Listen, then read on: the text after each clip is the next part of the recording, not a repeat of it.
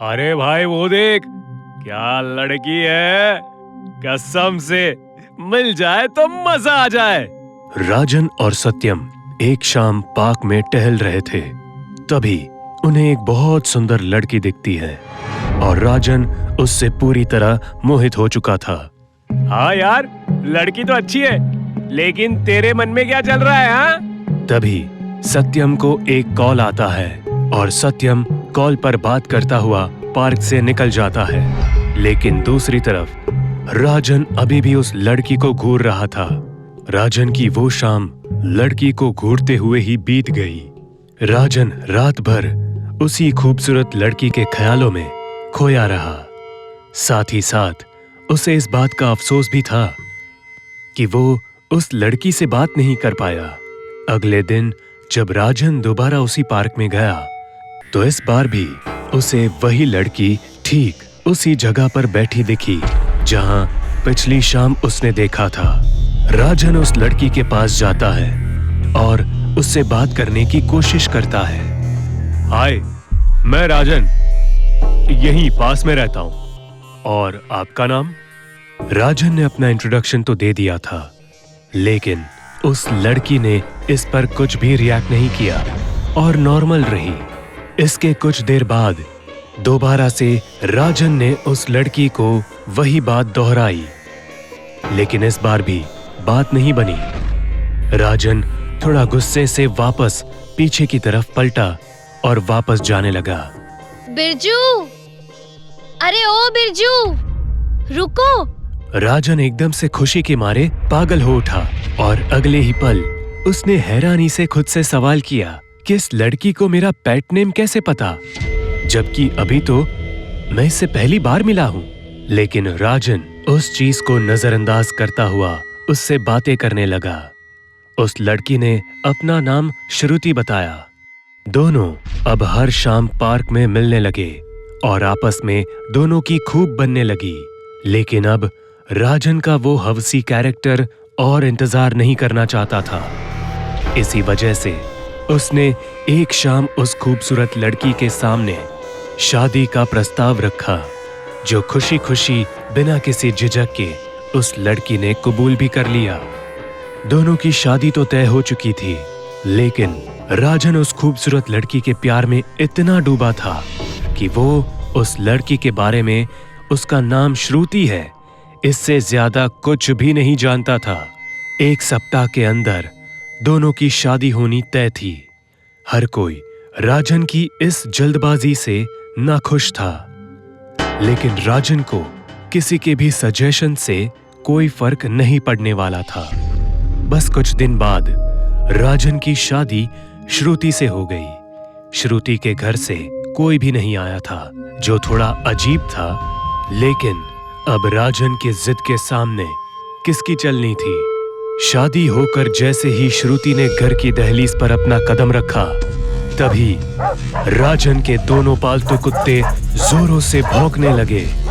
ऐसा लग रहा था कि वो किसी खतरे की तरफ संकेत कर रहे हैं। श्रुति भी उन कुत्तों को ऐसे घूर रही थी जैसे उसका बस चले तो वो तुरंत उन्हें निगल जाएगी। शादी को अब 10 दिन बीत चुके थे और आज 11वीं रात थी। पूरा गांव सुकून की वादियों में सो रहा था। तभी उस रात अस्तबल से गायों और बछड़ों के चिंगाड़ने की आवाज आने लगी। गांव के लगभग कुछ लोग जागे और अपने घरों से बाहर निकले।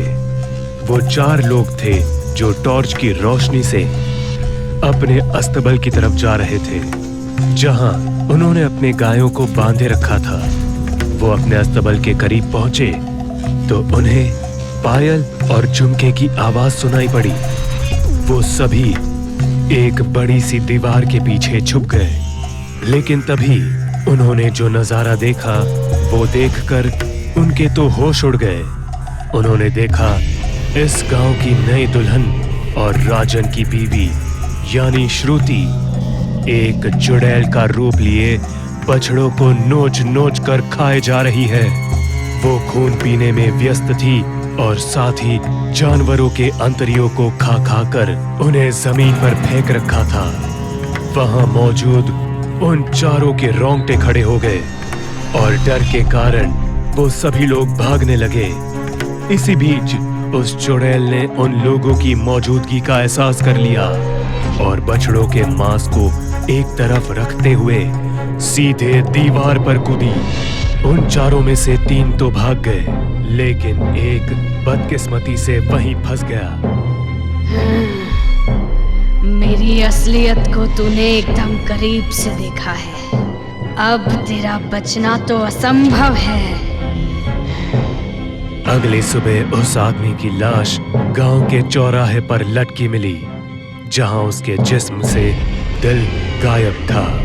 इस घटना में एक और बात थी कि उसी रात वो चुड़ैल उन तीनों जो भाग निकले थे उनके सपने में भी आई थी, जहां उसने चेतावनी दी थी कि अगर उन्होंने उसकी असलियत किसी को भी बताई तो वो उन्हें भी भयानक मौत देगी।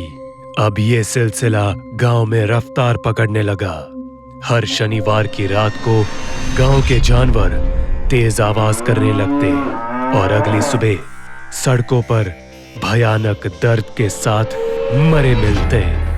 अब तक राजन को इस बात की कोई खबर नहीं थी कि गांव में हो रहे इस खौफनाक कांड को अंजाम उसकी सबसे भरोसेमंद यानी उसकी पत्नी ही दे रही है। भले राजन को श्रुति पर जरा भी शक नहीं गया था, लेकिन उसकी माँ को श्रुति में एक चुड़ैल साफ नजर आ रही थी। उसे लगभग यकीन था कि गांव में जो चुड़ैल हर शनिवार की रात अपना शिकार खोजती है और इस गांव को खंडर बनाने की कोशिश में है, वो कोई और नहीं बल्कि श्रुति ही है।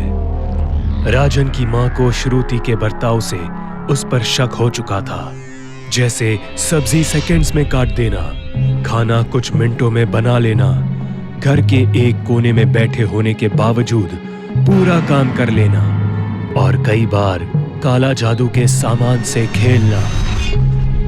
राजन की माँ को श्रुति का चेहरा दिन के हर पहर में अलग अलग दिखाई देता, जैसे सुबह इंसान जैसा, दोपहर तक एक बूढ़ी औरत, शाम और रात में उसकी माँ को श्रुति में एक खतरनाक चुड़ैल दिखती। एक रात राजन की बूढ़ी माँ अपने कमरे से बाहर पानी पीने के लिए आई तो वहीं उसे राजन के कमरे से कुछ अजीब आवाजें सुनाई देने लगी।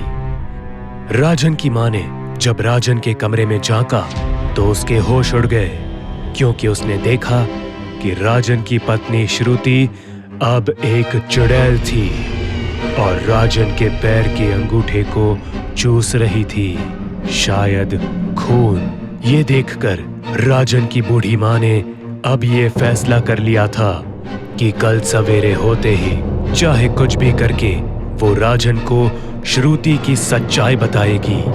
राजन की माँ अब अपने कमरे में चली जाती है, लेकिन उस चुड़ैल को इस बात की भनक लग चुकी थी कि उसे ऐसा करते राजन की माँ ने देखा है और वो उसकी असलियत जान चुकी है, तो उसका जिंदा रहना श्रुति के लिए खतरनाक साबित हो सकता था। इसके बाद श्रुति सीधा उसी बुढ़िया के कमरे में जाती है और एक भयानक आवाज के साथ उसकी गर्दन पकड़ लेती है। उस बुढ़िया की चीख निकल जाती है और इसके साथ ही राजन की आंख भी खुलती है और राजन कमरे से बाहर आते हुए सीधा अपनी माँ के कमरे में जाता है। ये तुम क्या कर रही हो श्रुति? क्या तुम पागल हो गई हो?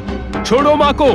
अब धीरे धीरे श्रुति का चेहरा बदलने लगता है, उसके बाल बढ़ने लगते हैं और उसके चेहरे पर झुर्रियां बढ़ने लगती है।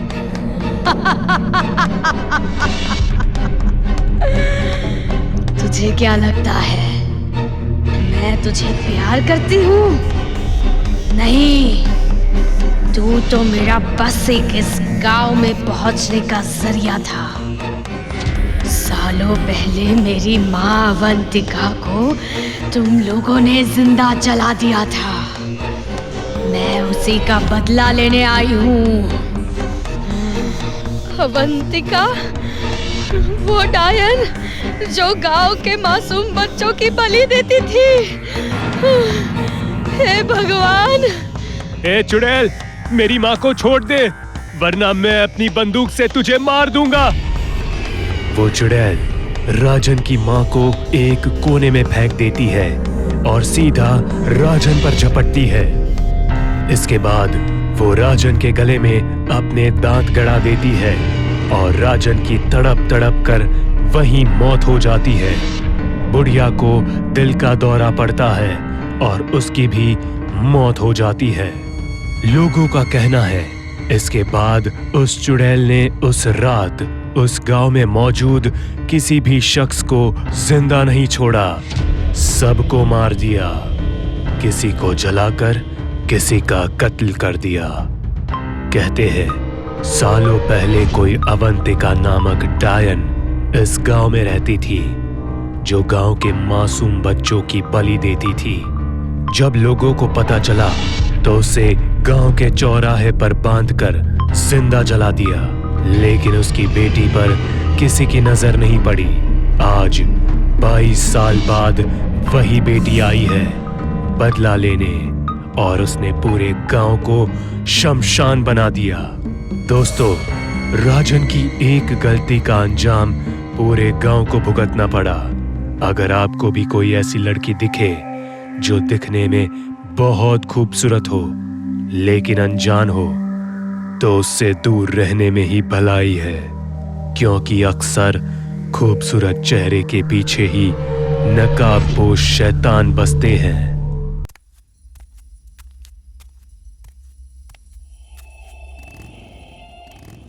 अविनाश एक बड़े घर का लड़का है। कॉलेज की लास्ट ईयर की पढ़ाई कुछ ही दिनों में खत्म होने वाली थी। हमेशा की तरह अविनाश न्यू बाइक से कॉलेज आया।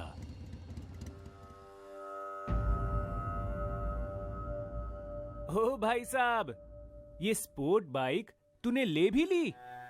हाँ, 2 दिन पहले ही डैड को बोला था इस बाइक के बारे में, और अगले दिन देखा तो बाइक घर के बाहर खड़ी थी। क्या नसीब लेके पैदा हुआ है यार तू। थोड़ा मुझे भी दे देता तो रोज की तरह बस में धक्के तो नहीं खाने पड़ते। तुझे कुछ पता करने कहा था, तूने किया कि नहीं? अरे यार, तू पागल हो गया है गौरी के पीछे। भूल जाना उसे। देख, कॉलेज में उससे भी अच्छी अच्छी लड़कियां हैं दोस्त। सीधा सीधा बोल, गौरी किस लड़के से प्यार करती है? अगर तू पता नहीं लगा सकता तो मैं खुद पता लगा लूंगा। अरे अरे रुक, मैंने पता लगाया है। उसका कोई बॉयफ्रेंड नहीं है। उसे इन सब चीजों में कोई इंटरेस्ट भी नहीं है। क्या बात कर रहा है यार? एक बार फिर उससे प्रपोज करके देखता हूं। अरे सुनता तो जा, उसे तुझ में भी इंटरेस्ट नहीं है। अविनाश गौरी को बहुत पसंद करता था, पर गौरी को अविनाश में बिल्कुल भी इंटरेस्ट नहीं था। Gauri, I love you. तुझे कितनी बार कहूँ, मैं तुझसे प्यार नहीं करती। हर बार पूरे कॉलेज के सामने अपनी बेइज्जती कराने क्यों चला आता है तू? पर क्यों? तू मुझसे प्यार क्यों नहीं करती? क्या कमी है मुझ में, बोल। तुझ में कोई कमी नहीं है, पर मैं किसी और से प्यार करती हूँ। मैंने पहले ही पता लगा लिया है, तेरा कोई बॉयफ्रेंड नहीं है। तू एक नंबर का चिपकू है। हर बार की तरह गौरी अविनाश को इस बार भी मना कर देती है। अविनाश कैसे भी कॉलेज खत्म होने के पहले गौरी को अपनी गर्लफ्रेंड बनाना चाहता था।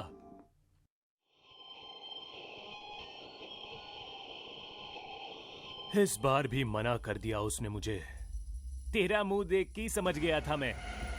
गौरी ने इस बार भी तुझे मना ही किया होगा। यहां देख, कॉलेज की सबसे हॉट लड़की तुझे भाव दे रही है और तू उस गौरी के पीछे पड़ा है। अरे छोड़ना यार। अरे एक बार देख तो ले, मेरा दिमाग वैसे ही खराब है, तू और खराब मत कर। मुझे तो यही समझ में नहीं आता कि गौरी में ऐसा क्या है जो तू उसके लिए इतना पागल है। पता नहीं यार, पर उसमें कुछ अलग ही बात है। ऐसे ही रोमियो की तरह प्रपोज करता रहा ना, तो बेटा इस जन्म में गौरी तेरी होने से रही। अरे यार, तो क्या करूं मैं? काला जादू कर उस पे, फिर देख कैसे भागते हुए आएगी तेरे पीछे। काला जादू? ऐसा कुछ नहीं होता, चल चल। ओ भाई साहब, सब होता है, पर कोई बोलता नहीं। तुझे पता है ना मेरा बाप कितना बड़ा कंजूस है। अरे मक्खी चूसे एक नंबर का। कितने सालों से मेरी माँ कार लेने के लिए बोल रही थी, पर नहीं, उन्होंने नहीं ली। फिर मेरी माँ मंदिर के पीछे जो खंडर है ना, हाँ, वहां एक काला जादू करने वाली बुढ़िया बैठती है। उसने माँ को कोई पाउडर दिया और बोली दूध में डाल के पिला देना अपने पति को। 2 दिन के अंदर अंदर कार आ गई मेरे घर पे। बाप रे, क्या बात कर रहा है? अविनाश पूरी रात करण की कही काले जादू की बात के बारे में सोचता रहा। क्यों ना मैं भी काला जादू का सहारा लूं, गौरी को अपना बनाने के लिए। रात के 2:30 बजे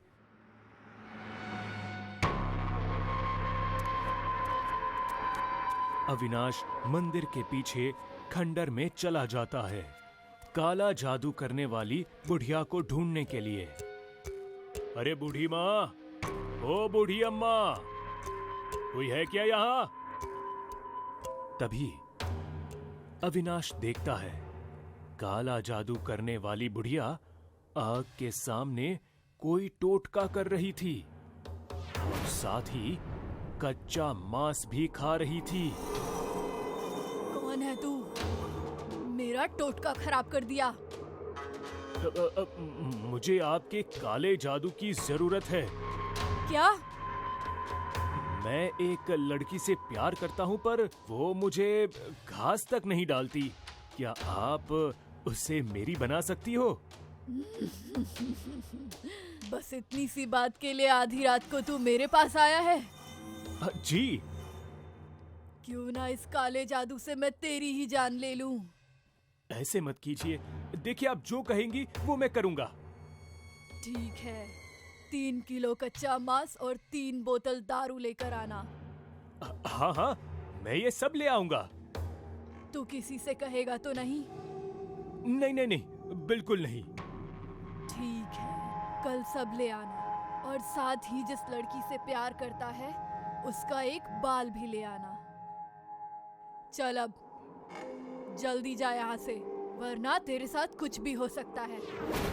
अविनाश डर के भागने लगता है। तभी एक आत्मा उसे धक्का देती है। अविनाश उड़ते हुए खंडर के बाहर गिर जाता है। बाप रे! अविनाश झट से कार में बैठ गया और घर की तरफ निकल पड़ा। अगले दिन अविनाश बुढ़िया के पास आता है, गौरी के बाल ले आता है और बुढ़िया ने जो जो मांगा था वो सब कुछ भी लेकर आता है। आ गया तू, मजनू की औलाद। ला मेरी दारू की बोतल और कच्चा मांस।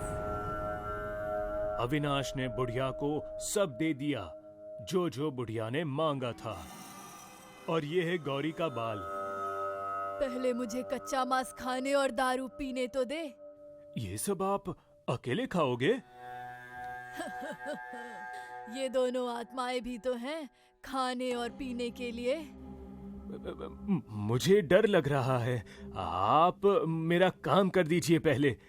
ये लो गौरी का। चैन से पीने भी नहीं दे रहा। ठीक है, दे उसका बाल और एक तेरे सर का बाल भी। बुढ़िया ने गौरी और अविनाश का बाल एक साथ बांध दिया और कुछ मंत्र पढ़ के बाल जला दिए। जा, तेरा काम हो गया। अब सच में गौरी मुझसे प्यार करेगी ना? मरते दम तक।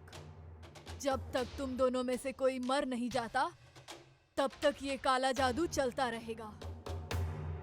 अगले दिन अविनाश कॉलेज जाता है और गौरी उसे ही देख रही होती है। अविनाश ने कई बार नोटिस किया, गौरी की नजर उस पर ही थी। कुछ देर बाद गौरी जोर से अविनाश को आवाज देती है। पहली बार गौरी ने अविनाश को बुलाया था। अविनाश बहुत खुश होता है। अविनाश! अविनाश हैरान होकर देखता रहता है। आई लव यू अविनाश, मैं तुमसे बहुत प्यार करती हूँ। अविनाश गौरी को गले लगा लेता है। अविनाश गौरी से बहुत प्यार करता है। अब दोनों एक साथ घंटों घंटों बातें करते घूमते फिरते थे। गौरी का प्यार हर दिन बढ़ता जा रहा था। एक दिन अविनाश रानी से बात कर रहा था। तभी गौरी वहां आ जाती है। अविनाश, चलो कैंटीन चलते हैं। हाँ तो चल, मैं आता हूँ। अभी चल अविनाश। देखते ही देखते गौरी का ये प्यार ऑब्सेशन में बदल जाता है।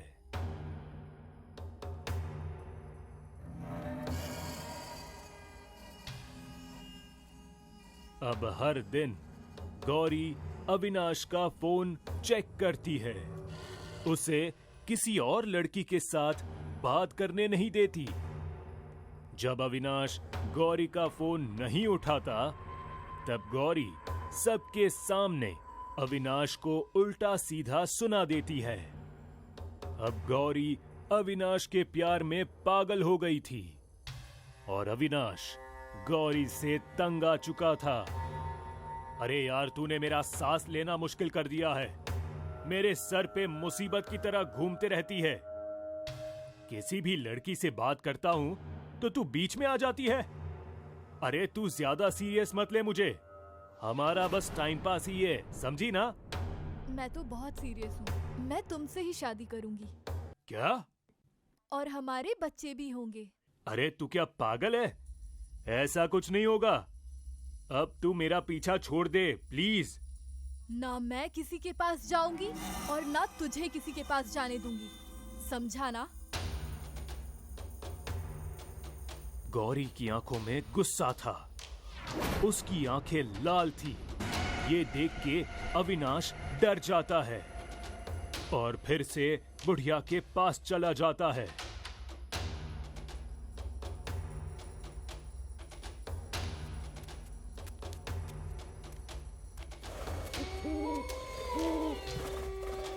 अरे मेरे गले में क्या डाल दिया तूने बुढ़िया? मेरा सांस लेना भी मुश्किल कर दिया है उसने। गौरी पे जो काला जादू किया था ना तुमने, उसे हटा दो। तुम्हें जितना पैसा चाहिए मैं दूंगा। मैं तेरे बाप की नौकर नहीं हूँ। यहाँ आवाज नीचे करके बात कर। तभी पीछे से गौरी भी आ जाती है। देख, यहाँ भी मेरे पीछे आ गई तू। अरे मुझे ये गौरी नहीं चाहिए। ये तो मेरी बच्ची माया है, गौरी के शरीर में। क्या? और ये तुझसे बहुत प्यार करती है। मुझे इससे पीछा छुड़ाना है। पर माया तेरे साथ बहुत खुश है, और जिसमें बेटी की खुशी, उसमें माँ भी खुश। अविनाश बुरी तरह डर जाता है।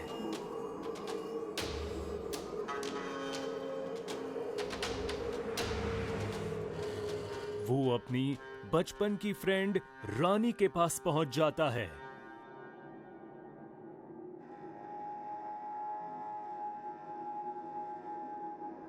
अरे अविनाश, तू? वो भी इतनी रात में? आज तेरी गौरी साथ नहीं है क्या? अविनाश रोते हुए रानी को सारी बातें बता देता है।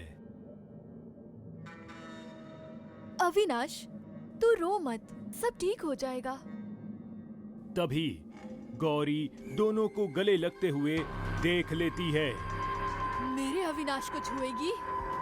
गौरी रानी का सिर दीवार में पटक पटक के रानी की जान ले लेती है। ये सब कुछ देख अविनाश चिल्ला चिल्ला के रोने लगता है।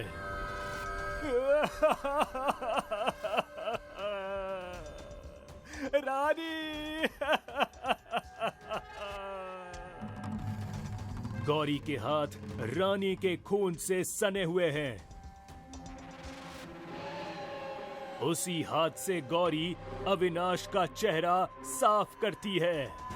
अविनाश के चेहरे पे पूरा खून खून लग जाता है। मुझे जाने दो। अविनाश, तू थक गया है ना? आजा, मेरी गोद में सर रख के सो जा। मुझे मत मारो, मुझे जाने दो। तुझे मैं क्यों मारूंगी? तू सो जा। मुझे जाने दो। सोने को कह रही हूँ ना? सो सो। गौरी अविनाश के छाती पे मारते मारते उसे जान से मार देती है और गौरी भी बेहोश हो जाती है। माया की आत्मा गौरी के शरीर से निकल जाती है। जब गौरी होश में आती है तो उसे कुछ याद नहीं होता उसने क्या क्या किया है। अविनाश और रानी की लाश इतनी बुरी हालत में देख गौरी जोर से चिल्ला उठती है। शहर से दूर हरे भरे जंगलों और ऊंची ऊंची पहाड़ियों से घिरा एक छोटा सा गांव है, रामपुर, जहां गांव का मुखिया राम सिंह अपने 2 बेटों जय और विजय के साथ हंसी खुशी रहता है। लेकिन राम सिंह को अचानक बीमारियों ने घेर लिया। भाई विजय, पिताजी की तबीयत कुछ ज्यादा ही खराब होती जा रही है। तुम जल्दी से जाओ और डॉक्टरनी जी को बुला लाओ। मैं पिताजी के साथ ही रहता हूँ। ठीक है जय, मैं यूं गया और यूं आया।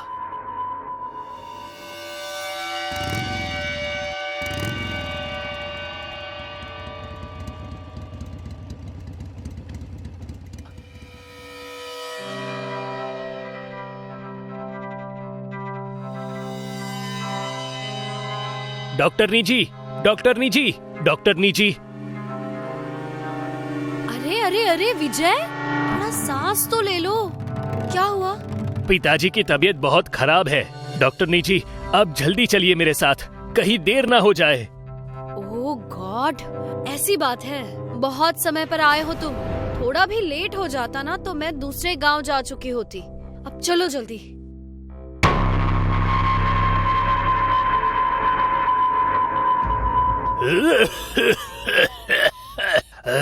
कितना समय बचा है मेरे पास बिटिया? अरे क्या मुखिया जी, ऐसी बातें बोलकर क्यों अपने बच्चों को डरा रहे हैं? क्यों बूढ़े से मजाक कर रही हो बिटिया? जाना तो जीवन का सबसे बड़ा सच है, इससे क्या बचना। कुछ नहीं हुआ आपको, मामूली सी सर्दी खांसी है बस। बड़ा सच हो या छोटा, अभी तो बरसों जीना है तो जीना है बस। विजय, तुम ये 2 दवा ले आओ। एक डोज अभी दे देना सोने से पहले, दूसरा कल सुबह और तीसरा कल शाम को। वैसे फर्क तो पहले डोज में ही दिख जाएगा। डॉक्टरनी जी, सब ठीक हो जाएगा ना? अरे ये हो क्या गया है आप सबको? इतना नेगेटिव क्यों सोच रहे हो?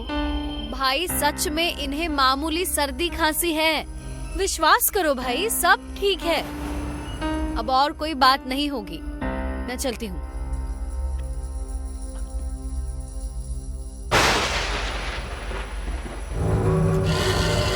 डॉक्टरनी जी, मौसम बहुत खराब हो गया है, ऐसे में आपका जाना सही नहीं होगा।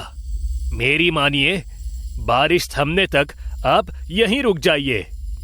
जय, डॉक्टरनी जी को गेस्ट हाउस में ले जाओ। अरे लेकिन ऐसे कैसे? डॉक्टरनी जी, हमें कोई परेशानी नहीं होगी। इसे अपना ही घर समझिए। आइए मेरे साथ। तुम डॉक्टरनी जी को इनका कमरा दिखाओ, तब तक मैं दवा ले आता हूं। ये लोग बहुत ही भोले हैं, मगर ये नहीं जानते कि मुझे यहाँ रोक कर ये लोग अपनी मौत को दावत दे रहे हैं। अपने माथे पर परेशानी की कई लकीरें लिए डॉक्टरनी जय के पीछे पीछे गेस्ट हाउस में चली गई। वहीं विजय मेडिकल स्टोर से डॉक्टरनी की लिखी दवाई ले आया और उसने बताई गई डोज मुखिया जी को खिला दी। इसके बाद उस खराब मौसम वाली रात सभी लोग चादर तानकर सो गए। लेकिन रात के 12 बजते ही अचानक मुखिया जी की नींद खुल गई। डॉक्टरनी जी सही कहा था, दवा की एक ही खुराक ने मुझे अच्छा भला कर दिया है। शरीर टूटना भी बंद हो गया। थोड़ा पानी पी लेता हूं। अरे ये आवाज कैसी? जय, विजय, अरे कमबख्त तो उठो, जल्दी उठो। क्या हुआ पिताजी? लगता है कोई जंगली जानवर गेस्ट हाउस में आ गया है। कहीं वो डॉक्टर की जान खतरे में ना पड़ जाए। हमें उन्हें बचाना होगा। अरे बाप रे, जल्दी चलो। राम सिंह जय विजय के साथ गेस्ट रूम पहुंचते हैं तो डॉक्टर रूपवती उन्हें दीवार की ओर मुंह करके खड़ी नजर आती है। उन्हें डॉक्टरनी का मुंह हिलता हुआ दिखाई देता है। ऐसा लगता है जैसे वो कुछ खा रही है। तभी विजय डरते हुए कहता है, पिताजी, मुझे डर लग रहा है। मैं तो कहता हूं हम वापस चलते हैं। चुप कर डरपोक की औलाद। ऊपर वाले ने हाथी जैसा शरीर दिया है, फिर भी तुझे डर लग रहा है। डॉक्टरनी बिटिया, आप ठीक तो है ना? डॉक्टर बिटिया। ओ मेरी माँ, ये क्या है? मैं जो भी हूँ, मुझे भूख लगी है। आओ मेरे पास आओ। मुझे तुम्हारा दिल खाकर अपनी भूख मिटानी है। आओ मेरे पास आओ।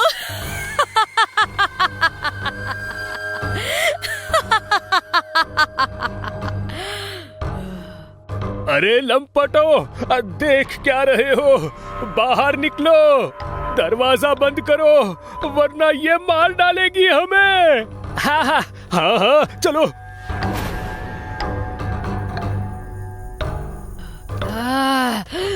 दरवाजा खोलो, दरवाजा खोलो।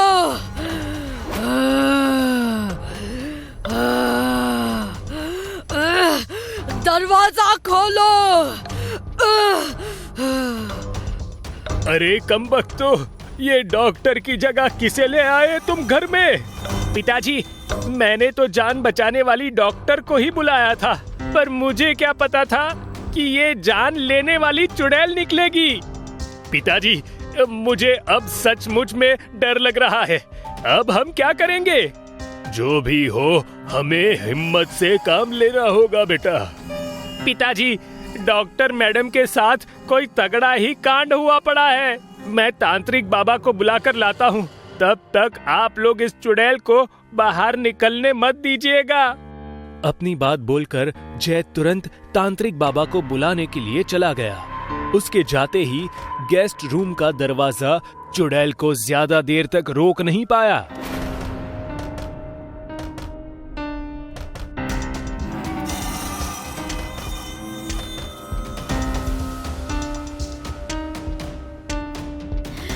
मेरी पकड़ में जो एक बार आ गया वो बच नहीं सकता मुखिया।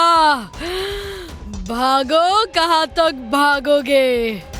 जहाँ तक भागोगे मैं भी वहीं तक आऊंगी।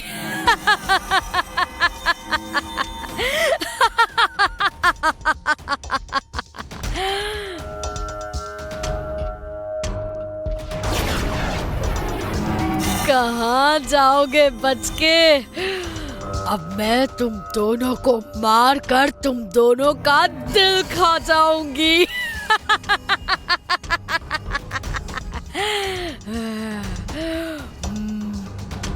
विजय! चुड़ैल विजय को पकड़कर मारने के लिए अपने दोनों हाथ आगे बढ़ाती है, लेकिन वो उसे पकड़ती उससे पहले उसके सर पर कोई मोटा डंडा मारता है, पर चुड़ैल को कुछ असर नहीं होता है। रुक जा चुड़ैल! क्या बात है, एक और शिकार! आज तो मेरी लॉटरी लग गई।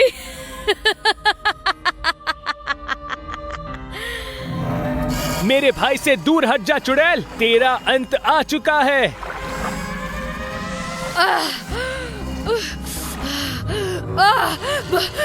नहीं नहीं, बचाओ बचाओ बचाओ।